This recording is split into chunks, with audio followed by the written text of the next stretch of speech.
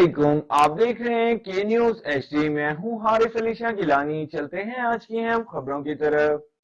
تازہ ترین خبروں سے باخبر رہنے کے لیے ہمارا چینل سبسکرائب کیجیے. رک کریں گے خانے وال کا، جہاں سے رپورٹ کریں ہمارے نمائندے ساجد ملک. ڈسٹرکٹ پولیس آفیسر اسماعیل کھاڑک کے زیر صدارت تھانہ کھنہ خانے وال میں محرم الحرام میں امن و امان کے قیام اور سیکورٹی کے انتظامات کا جائزہ لینے کے لیے اجلاس کا انعقاد کیا گیا.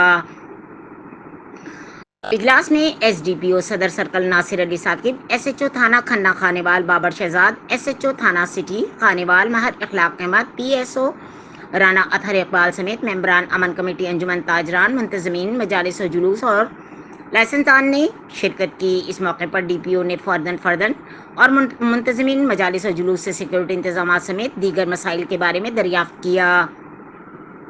ڈی پی او اسماعیل کھاڑک نے کہا کہ محرم الحرام کا آغاز ہونے والا ہے. انشاءاللہ ممبران امن کمیٹی تمام مکاتب فکر کے علماء کرام اور منتظمین مجالس و جلوس کے مثبت تعاون سے ضلع بھر میں امن و امان کا قیام یقینی بنایا جائے گا. خانے وال پولیس کی جانب سے ضلع بھر میں سیکورٹی کے سخت انتظامات کو یقینی بنایا جائے گا.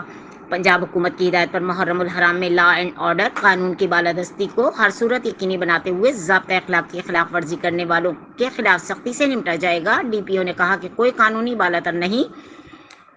سے بالاتر نہیں. منتظمین مجالس اور جلوس اور محرم الحرام روڈز اور وقت کی پابندی پر عمل درآمد کریں گے اور اس کو یقینی بنائیں گے. محرم الحرام میں تقاریر کے ذریعے انارکی پھیلانے والوں ذاکرین پر پابندی عائد ہوگی. سوشل میڈیا پر فرقہ واریت کو فروغ دینے والے عناصر کے خلاف سخت قانونی کارروائی عمل میں لائی جائے گی. اجلاس میں ممبران امن کمیٹی، منتظمین مجالس و جلوس، انجمن تاجران نے تجاویز پیش کی اور امن و امان کے قیام کی خاطر اپنی بھرپور تعاون کو یقین دہانی کرائی.